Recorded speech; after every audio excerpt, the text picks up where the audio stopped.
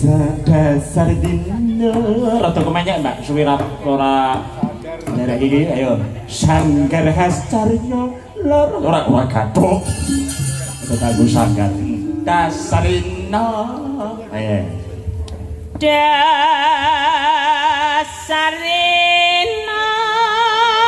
ya namji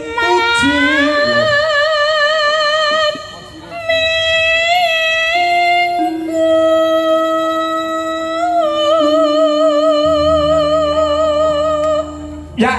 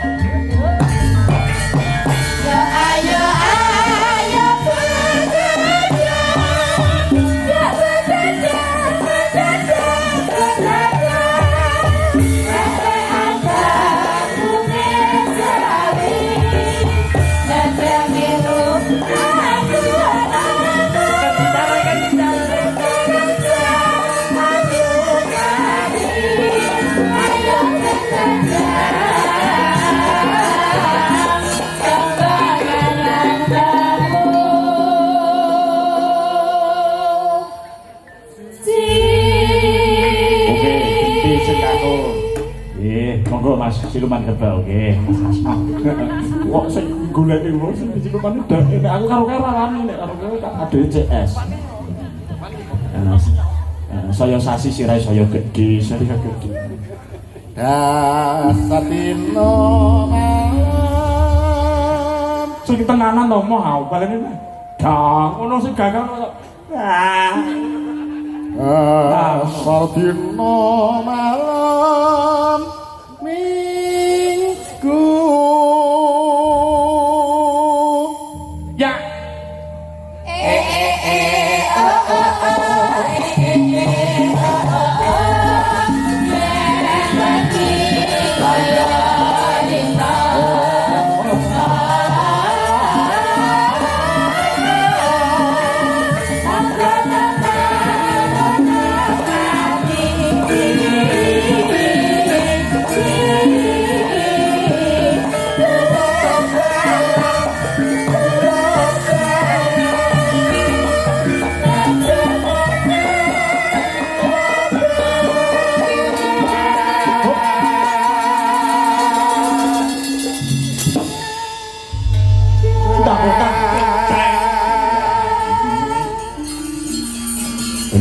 dalu mak wilujeng dalu ngaturke panuwun sing tanpa upama ya no ya mak iya iki mau tak pilihke lagu begadang tegese ning jerone cakepan malam minggu bareng-bareng rame-rame nonton wayang no iya begadang kuwi kena watone ning bab positif lho ngono ya mak nek nonton pagelaran wayang ngene iki apa jenenge bareng-bareng nonton pagelaran wayang kuwi jenenge hal-hal sing positif tegese dawuh pangandikane pepundhene awake dhewe mau panjenengane Pak PLT Sekda panjenengane pepundhenku Bapak Winarto SSN no iya sing bener SSN yo mak SSN kuwi tegese sarjana seni lho ora sombong piyayi seni sing duweni pejabat dhuwur ya kuwi PLT Sekda pepundhenku panjenengane Pak Winarto tepuk tangan untuk Pak Winarto lha iki ya to mak sik saka seni nduk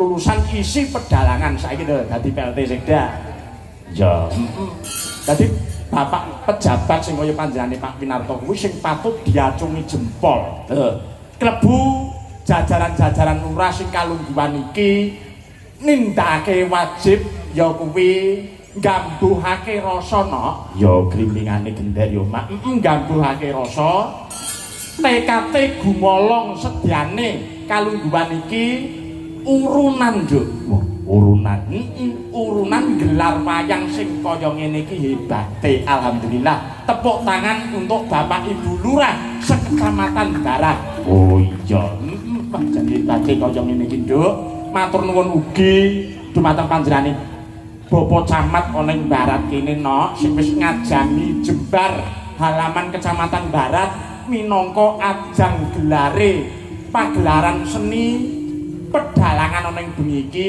wayang kulit ing bengi iki ngono yo mak sing dipangarsani dening pepundhenku ya kuwi panjenengane Bapak Budi Jatmiko oh iya sing minangka dadi ketua Badan Kerjasama Antar Desa sing disingkat BKAD oh iya ya mak iya jan tenan nduk rasaku trenyuh ora mung piyayi sakmene iki sing tresna karo wayang banyu dan ya tresna karo wayang nduk iya to mak mau ket sore mau wis udan jeh iku aku mau wis pucet ning omah nduk iku sing nonton ana apa ora iya ning nyatane kabeh padha semua kabeh padha tumplek-blek rawuh ana ing halaman Kecamatan Barat Kabupaten Magetan kene ya no ya mak iya iki mengeti ulang tahun Kecamatan Barat utawa hari jadi Kecamatan Barat sing kaping 23 taun no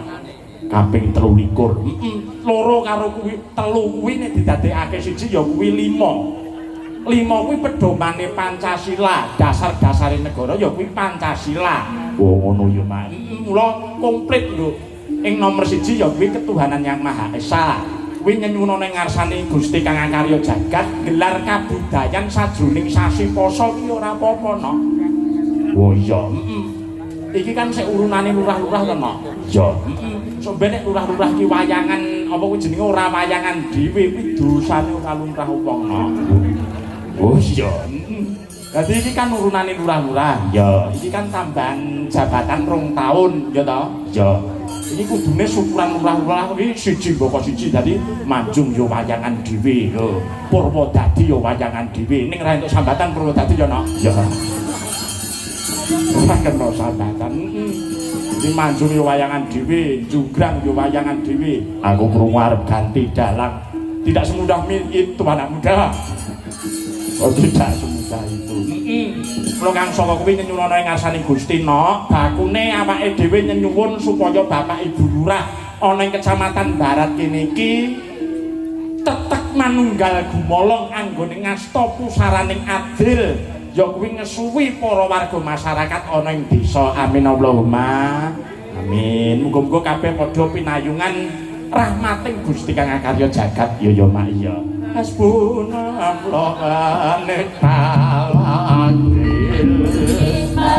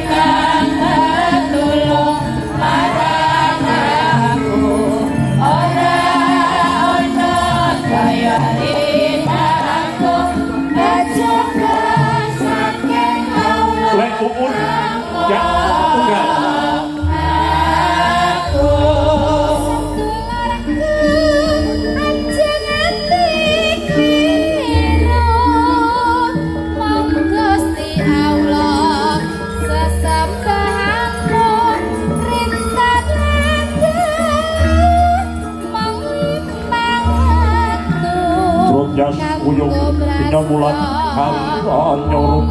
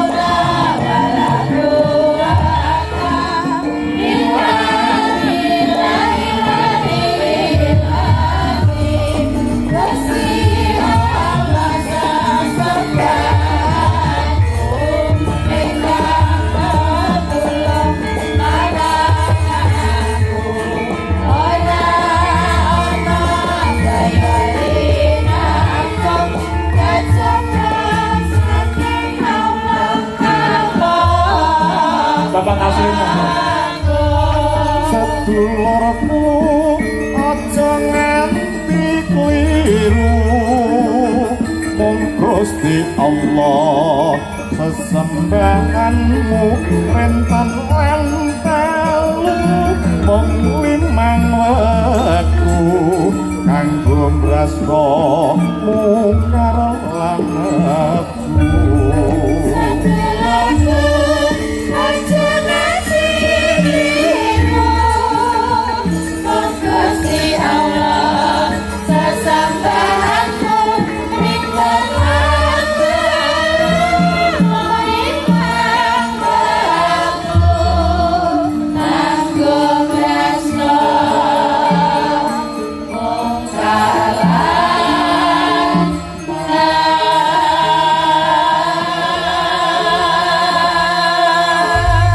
Habluminallahi kecekel habluminanasi kecekel no tegese piye wayangan ing sasi poso iya dadi antarane budaya karo agama kuwi aja ditabrakke ning malah didadekake siji ya ana kene iki panunggalane no iya jajane ngono yen agama karo budaya kuwi padha-padha pengertiane nek agama kuwi panembahe menungso ngatas ana dewane ya kuwi Gusti Allah Subhanahu wa taala nek budaya kuwi saka ngisor ning dhuwur. Oh iya, nek agama kuwi saka dhuwur ning ngisor. Saka ngisor ning dhuwur kuwi tegese budaya. Budayane wong Jawa angatas ana ing dewane nyuwun ning ngarsane Gusti. Firmane Allah lumantar agama saka dhuwur ning ngisor. Sing kudu nindakake gawe Gusti lan ngedowi marang apa sing dadi larangane Gusti Allah. Ngono ya, Pak. Lho kang saka kuwi dina iki aja kaken gunung sing tanpa guna merga uga dimeriahke bintang tamu no. Ya, lho kang saka kuwi aja kesuwen ditimbali dhisik panjenengane Pak D Gareng. Lala. Oke, siap. Munggah ning pepanggungan monggo Pak D. Gampang suling kumandang lawan.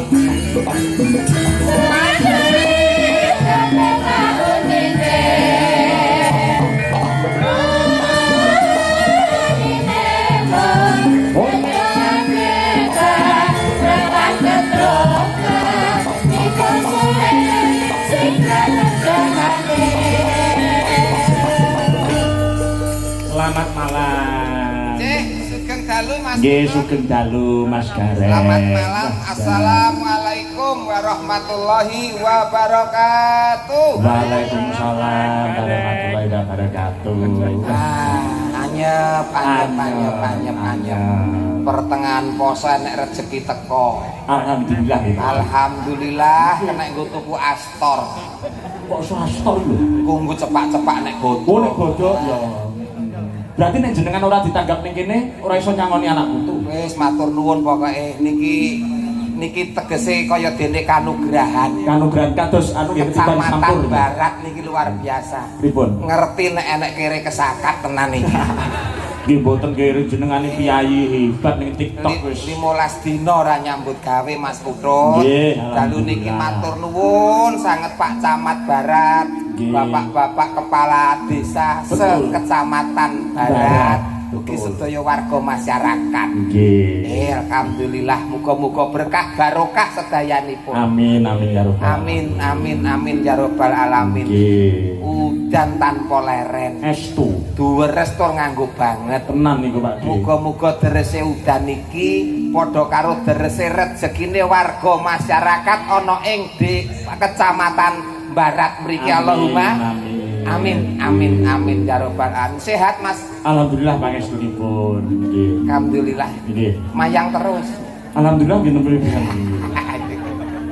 Coben meni kula tesane petuk jenengan barang coben meni. Nggih nggih nggih nggih. Udan niku wau ket sonten Pak De. Leres. Nggih. Ning mriki kesek nek mriki. Mriki maksudnya mboten patek banjir. Mboten banjir. Nggih kula mriko. Banjir niku nganti sak gulu. Banjir iki ngantek sak gulu Mas. Banjir niku sak gulu. Kuwi sak gulu tenan kuwi. Sak gulu pitik. Dadi monggo diterusne Pak De. Mboten. Tak kira nek jenengan terus ngomong-ngomong perkara udan. Mboten nggih. Iya, nggih niki acara ulang tahun. Betul, ulang tahun Kecamatan Barat. Kecamatan Barat ingkang kaping 23. 23 tahun. Betul. Ngiras pantes kali syukuran bapak-bapak kepala desa Tambahan rong 2 tahun jabatan. Nggih, jabatan. Niki nek nggen kula mriko arane nyewu ngiras ngijing. Kok saged? Kudune iki ulang tahun kecamatan sing 23 tahun ki wayangan dhewe. Nggih. Lah paguyuban kepala desa ki ya gelar wayang dhewe. Paguyubane wayangan dhewe. Nah, Dan kepala desa per desa ku wayangan dhewe. Kudune, dadi mula nek nggen kula nek kenten iki nyewu ngiras ngijing. Alias Ngirit. Lho, tegese sing penting wis kaleksanan sak kabehe. betul. Nggih. Tegese ya rasa syukure atas dua periode jabatan kepala desa nunggil nyawiji dadi siji kalian Ambalwarsa Kecamatan Barat ingkang kaping 23 tahun. Nggih. Donganipun warga masyarakat Barat tansah pinaringan sehat jasmani, sehat rohani, pinaringan bagya mulya donya lan akhiratipun. Amin. Amin ya rabbal alamin. Wah, nyenengke sampun pendak tahun wayangan to nggih? Alhamdulillah 2 kali niki, Bu. 2 kali. Oh, nggih nggih. 2 kali. Pak PLT Sekda niku di dalam lho. Pak PLT Sekda Kabupaten Magetan. Oh, nggih nggih nggih. Pak Pak Winarto, sarjana seni. Opo Pak Winarto niku dawuh. Nggih. Kok nate ngejak jenengan? Alhamdulillah dereng. Akhirnya alhamdulillah pun. Dereng. Ning ya mbok menawa lantaran Mas Putut mengke terus Pak Winarto dagelane Terus aku Winarto. dadi makelar dalang ngono. Mboten tegese iki gethok tular. Oh, gethok tular. Wong jenengan yo laris kok. Iya. Mengke sing ngasta Pak Winarto dagelane Winarno. Asline jenengan asmane sinten to, Dik? Dion Winarno. Nganggo Dion Barat. Lho. Dion niku ngadiono. Sungkem bekti kula Pak Camat ugi perangkatipun, sedaya perangkatipun, bapak-bapak unsur keamanan saking Polsek, saking Koramil ugi parang rawuh sembah nuwun. Siap. Sedaya kemawon nunggil nyawiji dadi siji ngetokke nek Barat niku kecamatan sing guyub lan sing rukun, tentrem lan ayem. Nggih. Nggih. Wah ngeten niki tahun ngarep mesti wayangan melih enten mriki melih Mas. Insyaallah buka, nggih. Nggih mugi-mugi mawon Pak De. Harapannya kan begitu. Ngeten, wong kantor camat utawa kecamatan niku lak melayani masyarakat sak kecamatan. Betul. Niki perlu ditarekne kalau warga masyarakatnya sak kecamatan. Oh, ditarekne. Tahun ngarep wayangan melih cocok. Oh, kalah masa Pak Camat. Oh. Suara rakyat adalah suara Tuhan. Suara Tuhan. Pokoknya tenan. Wayangan meneh sasi ngarep. Sasi ngarep. Tahun ngarep. Tahun ngarep kok. Barat niku ten pasar niku nggih Bratayuda niku wayangan ben taun. Kok Barat Bro? Barat niki, pasar Barat niki. Nggih, niki lak sampinge enten pasar. Oh, pekan to niki? Pekan niki. Oh, terus ben taun wayangan terus nggih ning dalange kula pisan tok mbiyen. Oh ala oh sing barat niki to. Nggih. Lho, sampean ki lagi ping pisan. Temenku ping pisan. Oh gurumu nyek lho. Lah sampean wis tau dadel ning ngono lho. Blas. Blas kok. Golek kanca kok ya. Golek kanca. Nggih.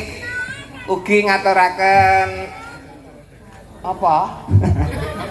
Cah cilik aja ngomongan ini. Oh tak kira ketekak kok ngak-ngek kok ngaturak. Non. Kuwi anakku lho Mas, sampean aja neko-neko lho, kuwi anake dalange lho. Oh niki putrane Mak jenengan ta Mas? Oh sampean kok ngelone ketekaki sampean sing rene sing ndang kok. Nggih ngapunten Mas. Lah ngak-ngekake kaya kucing kepidak ngapunten Mas. Aku bapake kucing. Putrane jenengan. Heeh. Ngerti aku kok wedi girab-girab arep metu rene. Wah tuakut lewat kono. Ketok nek dalange ora tau ngajak piknik anake, mula anake ngerti aku wedi iki tegese bocah ku rong tau ditontonke kethek ngono lho. Sampeyan sama perkara kethek Lho iki mriki niku Gunung Lawu. nggih. Yang menaungi Kabupaten Magelang adalah Gunung Lawu. Gunung Lawu niku gene kethek Mas Gareng. Oh. Suatu saat Mas tak bedheki Mas ya. Tak bedheki apa tak omongi? Tak omongi. Gunung Lawu iki kobong Mas ning ngono. Apa? Lah keluarga kethek iki do mlayu kabeh medhun ning Kabupaten Magetan Mas. Keluargane kethek. Dadi nek bapake kethek, ibuke kethek karo anake kethek. Suatu saat Mas, ketika itu anak kethek iki dituwabrak karo truk tronton. Bus, anak kethek itu mau mati. Bapake kethek nesu ora Mas? Lho nesu. Sabar Mas. Sabar. Sik to Mas. Jenengan sing ngendikan ki lho. Enek anak kethek ditabrak karo tronton. Bus mati. Ya ta, anak kethek mau mati. Bapake kethek nesu ora Mas Gareng? Nesu. Sabar. Sesuk gak enek sabar. Lho aku ki berarti bapake kethek to to. Malah jenengan wis hafal kethek to Mas. Lah apa Mas? Oh, kethek. Iki umpama nek gedang karo enek iwak teri. Iya. Kira-kira kethek iki milih mangan sing ndi Mas? Ya pilih gedang to Mas. Padha ketheke lho kok ya dadak. Ayo, iki mau cara sak lor kabeh to sak. Nggih, mboten napa. Monggo Dek, anu apa kuwi monggo Pak Gareng. Nggih Mas kethek. Anu Mas Dalang alah. Dadi melu padha klerune to ngene iki. Senengane kok kethek kok omong-omongan dibayar iki lagi ning barat kene iki. Senengane kok kami sosolen. Tegese ngeten lho Mas. Napa ngomong-ngomong perkara napa? Ngomong-ngomong tegese pripun tegese nggih. Tegese sowan dalu niki. Nggih. Iki ngonceki masalah warga masyarakat utawa kecamatan Barat. Pripun dionceki pripun? Maksude iki didongake lho Mas. Didongakne apa kok didongakne mau wis didongakne kok sore mau. Maksude iki ngene Mas. Maksude iki diberikan dukungan. Ya dukungan iki wis bar pilihan didukung neh nyapa? Astagfirullahaladzim. Iki wis bar pilihan Mas. Kepala daerah itu sudah pilihan nyapa tetep didukung neh. Sabar. Napa? Bapak ketek sabar. Poso sabar. Maksude iki kita berikan support. Support ki masamu piye kuwi? Nah, kita laradong to. Tegese iki kita berikan semangat. Semangat. Nah, kangge kecamatan ana ing Barat mriki. Nek ngaturi semangat piye? Semangat. Ya tegese semangat dengan hari jadi yang ke-23 tahun. Mbah ini bisa dikatakan semakin maju semakin dewasa. Kedewasaane kecamatan Barat untuk kemaslahatane warga masyarakat sekecamatan Barat.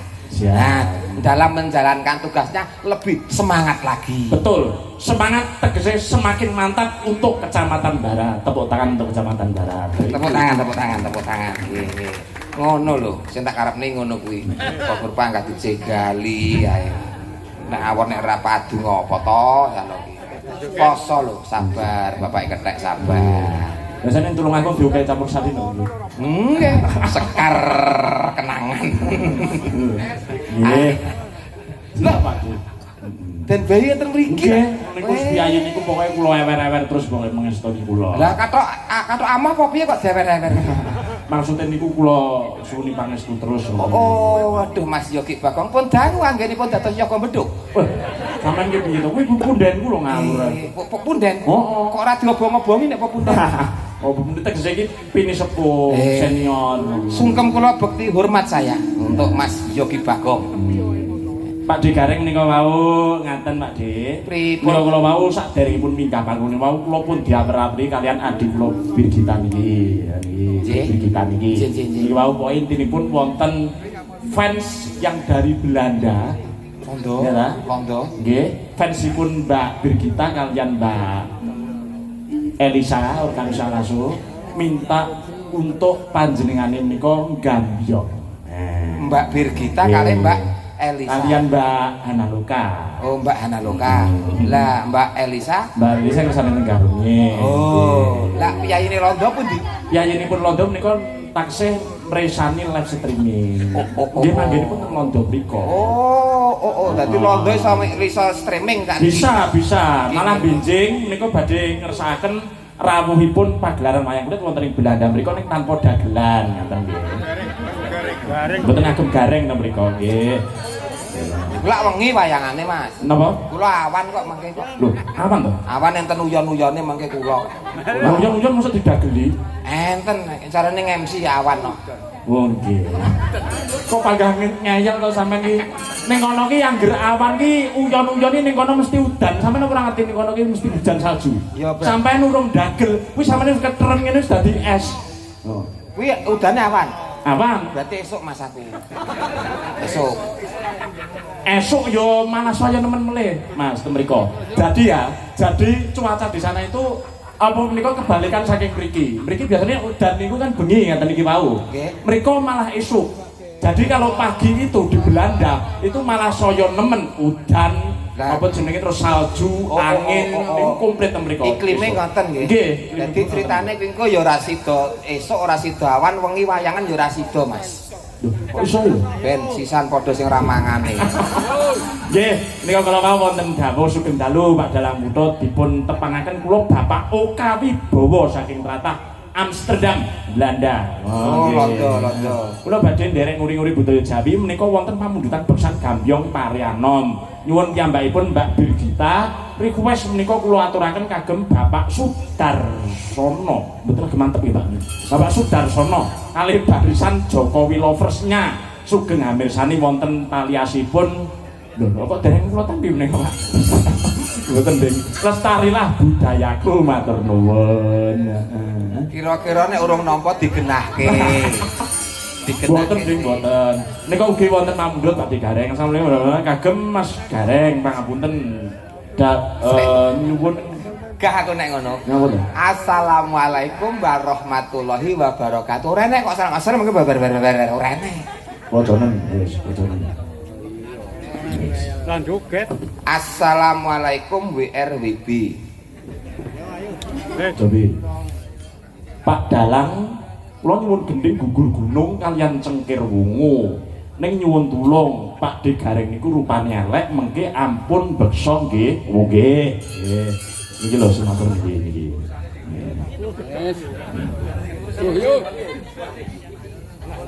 Iya iki bener, tapi tulisannya sing Pak De Gareng ampun beksa sing endi? Wah wis kena anu banyu udan luntur.